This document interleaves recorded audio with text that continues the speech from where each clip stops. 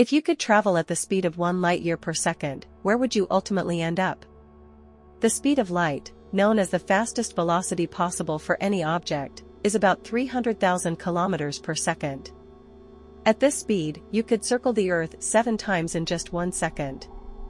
But let's push it even further. Imagine you're traveling at 1 light-year per second. In just 1 second, you'd be able to leave the solar system behind.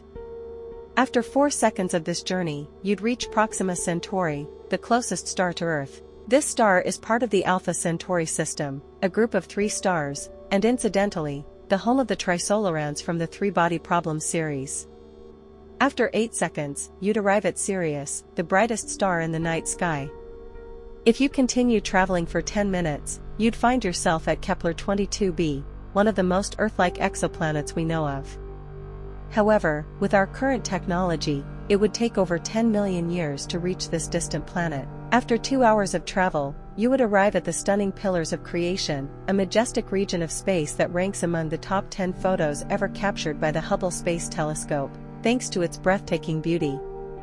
5 hours into your journey, you'd encounter the largest known star, Stephenson 2-18.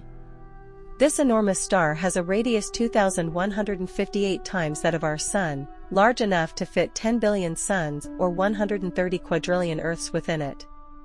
After 1 full day of flight, you'd exit the Milky Way galaxy, and the vast structure of the Milky Way would come into view. 29 days later, you'd reach the Andromeda Galaxy, the closest galaxy to ours.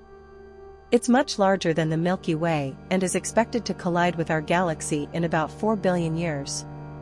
At 115 days into your journey, you'd reach the edge of the Local Group, a cluster of about 50 galaxies, including the Milky Way and Andromeda.